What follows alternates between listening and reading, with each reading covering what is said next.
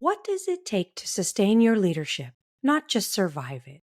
What happens when success demands more than your spirit can give? Hi, I'm Dr. Claire Oliveros. My pronouns are she, her, hers, and this is Ascend, where we explore what it really means to lead with deep roots and lasting impact. I record the Ascend podcast on the ancestral and unceded lands of the Nishinan and Miwok peoples, who have been the caretakers of this land since time immemorial and remain here today building community and lasting legacy. And as a Filipino American woman, I honor and carry the knowledge and ancestral wisdom of indigenous peoples of the Philippines.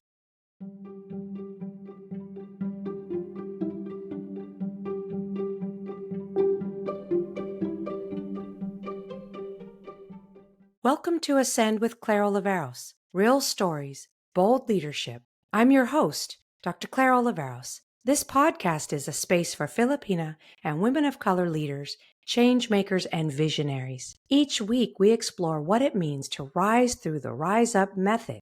Reclaim, ignite, sustain, excavate, uplift, and progress. Today's theme is Sustain, the art of leading with resilience and restoration. It's about learning how to stay rooted, centered, and nourished while continuing to lead and make change in a world that often demands too much. We talk about what it means to sustain energy, creativity, and purpose without losing ourselves, and how restoration becomes an act of leadership itself. I'm so excited to be joined today with Paloma Concordia, founder and CEO of PapaLodown Agency. Paloma's work embodies what it means to sustain not just success, but soul through leading with both courage and compassion. Paloma, whose pronouns are she, her, is a first-generation Filipina and Spanish American born and raised in the San Francisco Bay Area and gives credit to New York City for developing her business-savvy state of mind. Her education and career began in the fashion and retail industry and transitioned into the music business at the height of the digital media boom. Inspired by progressive artists in the Bay Area, Paloma began to explore youth empowerment programs and social justice initiatives and found her passion in supporting the progressive arts community through public relations. Paloma has served as a program coordinator in partnership with Beats, Rhymes, and Life and the East Bay Asian Youth Center in Oakland, California, as well as a program director with a nonprofit arts organization, the Estrella Foundation.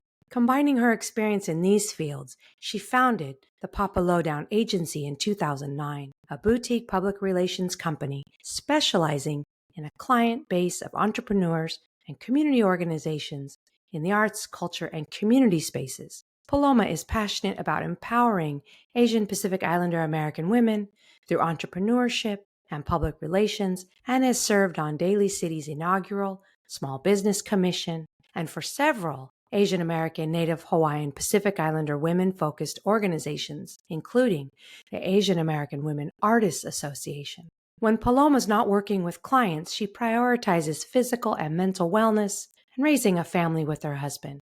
Together, we'll explore how to stay grounded in purpose and pace our leadership with rhythm, rest, and renewal.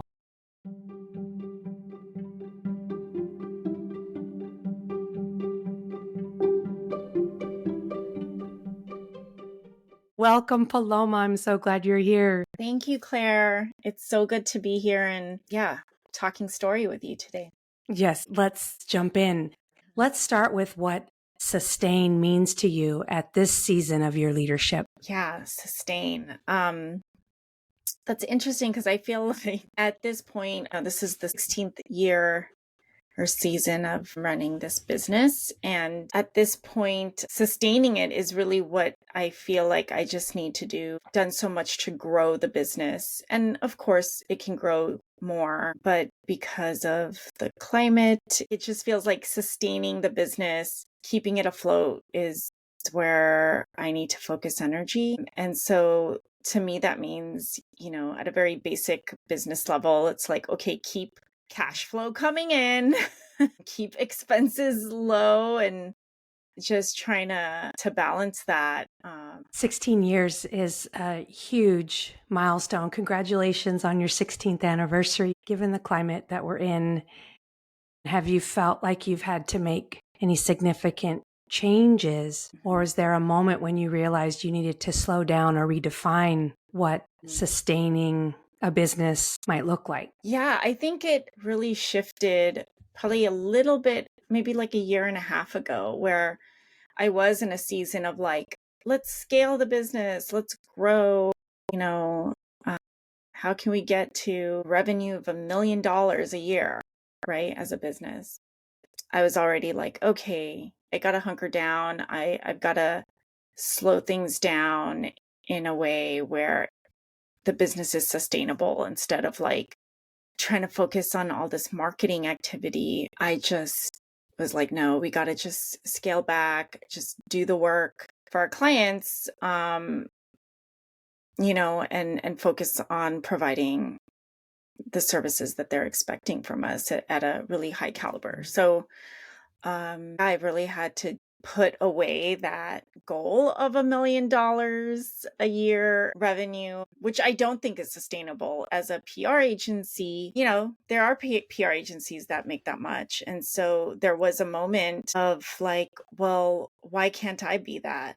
And especially if you want to be a business that employs people full time and offers them health benefits and like retirement and like, for myself and for whoever is on my team, that's the amount that the business would have to bring in to do those things and to like provide like, the 6+ figure salaries and everything that you're like, that's what I should be making. And so, yeah, just redefining like, yeah, that's not that won't ever happen, but it's almost like, well, what am I going to have to sacrifice or for that to happen? And yeah, I have preteens, I have children that are about to be teenagers, and I think some parents think of like, your kids get older, then you have more time to focus on yourself, your business, or whatever, right? And I actually am taking a different approach where I think like the older they are, I actually should be more available to them. Raising boys, I think they actually need their mom more and Yes. instead of less as they become teenagers. Yes, it's a great segue into thinking about how do you as a CEO and founder and also leading at home, how do you maintain your energy and purpose while still showing up for others? Yeah. I'm lucky to have a great team. The people that work with PapaLodown Agency really help out in so many ways because I don't have to be there for everything. I think that's where I've compromised of, in my youth, I was out all the time before I had kids. I was at every event, I was at all the things, and I'm really thankful that those relationships and those experiences and the community building actually continues to sustain me today, even though I'm not at everything anymore. So I lean on my team to be at events where I cannot be. And then that's a sacrifice where I've just been okay with not being at everything anymore. And I'm sure everyone in their 40s and up is like, yeah, I'm done going to everything. So Yes. I know I'm not the only one in that space. Yeah. Pick And and then choose.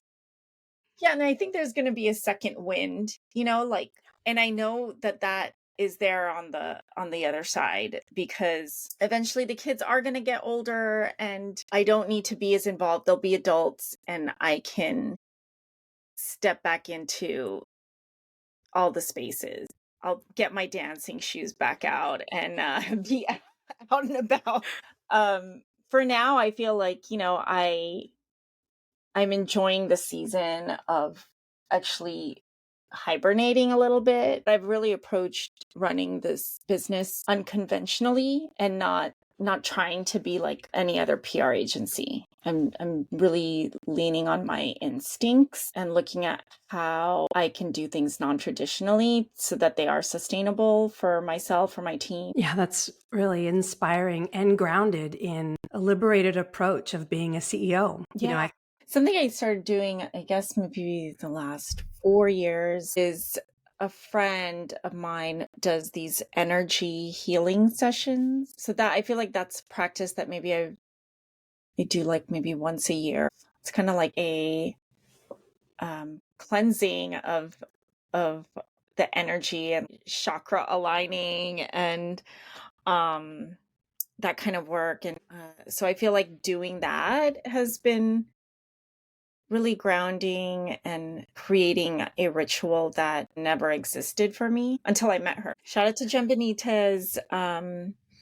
And her practice is called Umakyat healing. She's a Pinay. Also, having someone with the same lineage doing that kind of work is really meaningful. And she also helped me set up an altar. So she had an altar workshop where I was like, I know I want an altar. I grew up Catholic, so altars in a Catholic family, it's Santo Niño, it's the Virgin Mary, and I don't have those on my altar. I am not a practicing Catholic anymore. And so I'm really more about like, what kind of decolonizing practices and rituals can I do to help me be connected to my ancestors, be connected to land, right? And so those are the things that I think allow me to tap into that intuition. And so having an altar that is more reflective of a decolonized practice in like spirituality. Jen's work, that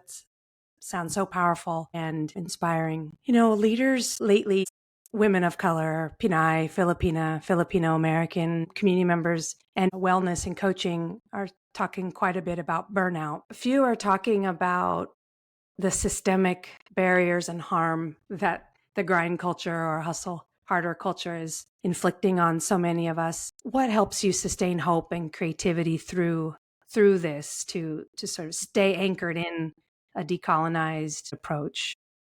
Yeah. Well, public relations and PR agencies inherently are like toxic. And I knew that by like what you kind of hear about PR agencies, just the culture of it. And then, I've also experienced it firsthand, not necessarily in a PR agency, but just in like corporate work environments. So interestingly, I've never actually worked for a PR agency, but I knew that I didn't want to work for one. And so I just was like, I'm going to start my own.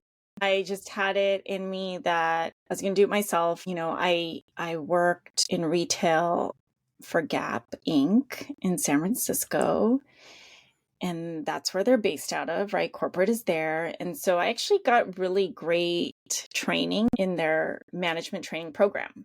And so I already knew how to run a business in a way that because of that experience, I only want to support and work with people that I believe in and that inspire me. And so I think I've been able to sustain hope and inspiration because I work with clients that are inspiring and that are hopeful and that are doing real work on the ground, that are changing systems, that are also providing education or changing laws or advocating for things for the communities that they represent.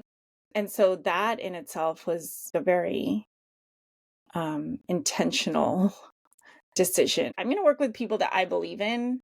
And that message is so important for us to hear today and meaningful. I love that that's been your North Star. Yeah. Your entire career. I love that. And you work with some amazing people doing amazing work. As we close, Paloma, what does sustainability mean to you now? Yeah, I think sustainability is listening to yourself. Like, what do you need? I wake up with a to-do list, but I don't always follow it. Like not everything always gets done that day. And I really lean into just how am I feeling and what is that feeling telling me I need to work on or not work on, or like, no, just take a nap. I work from home and I have before even the pandemic. I think just listening to your body and to your instincts, that's what sustains me. And I like to clean, Claire. Yeah, cleaning is therapeutic. Totally it. It's untapped. I really think the act of me, myself doing it, and my children helps. But I also think that it is therapeutic. And so cleaning actually helps sustain me. It helps clear my mind. Yeah. Yeah, it's connected, interconnected, isn't it? It is all work, different types of work, and yeah, work that needs to get done. Are there 2 or 3 things that you haven't had a chance to share yet that are non-negotiables for you in your business that you really make sure you do? Yeah, the to-do list definitely is it's great. I pick kind of like 2 to 3 things that I'm for sure going to get done that day. Cuz right, like there's a big to-do list, and then on a post-it note, I write just the 3 things that I'm going to do that day.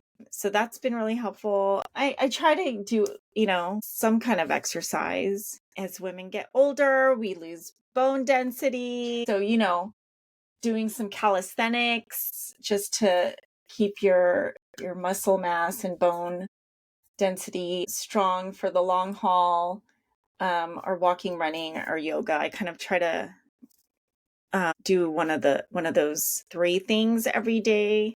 And something I like to do actually with my husband, I would say my husband's like my silent partner. He's really been a huge support to me growing this business and just being a cheerleader for me. So I'll do retreats.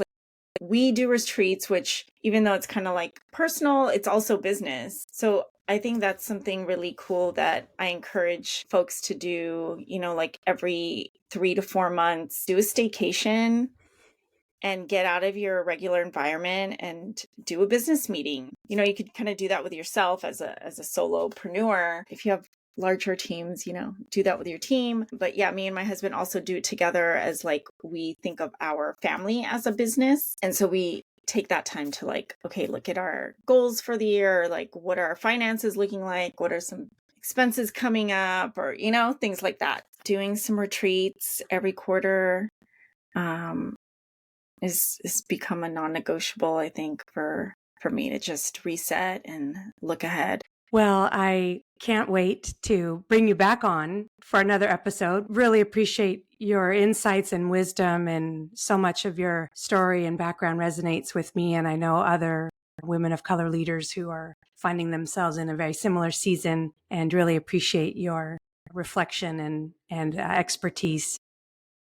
So, Paloma, how can our listeners find you? Yeah, please visit our website, PapaLodown.com, and that's PapaLodown.com.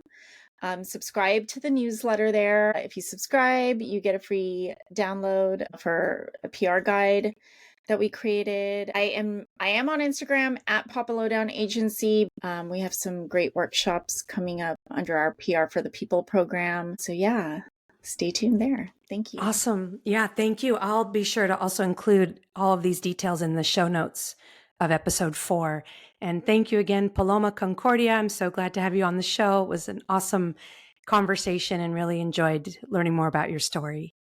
Thank you, Claire.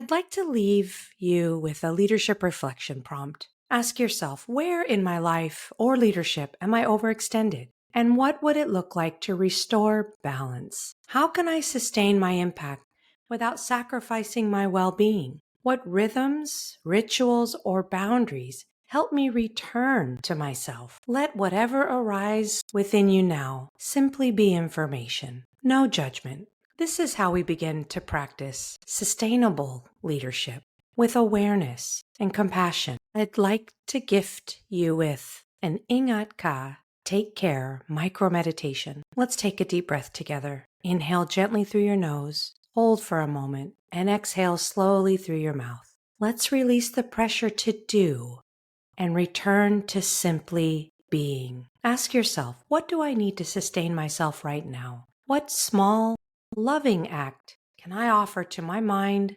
body, and spirit today? Sustainability isn't speed. It's about rhythm. It's about remembering that rest is not a reward, but a right. Ingat ka, Take good care is not just a phrase, but a practice. You deserve to lead with ease, grounded in your truth and your well-being. Thank you for joining me on Ascend for today's podcast. If this conversation resonated with you, please share it with someone who needs a reminder to rest and sustain their purpose. And don't forget to follow the Ascend with Claire Oliveros podcast. Until next time, keep leading, keep ascending, keep sustaining, and ingat ka.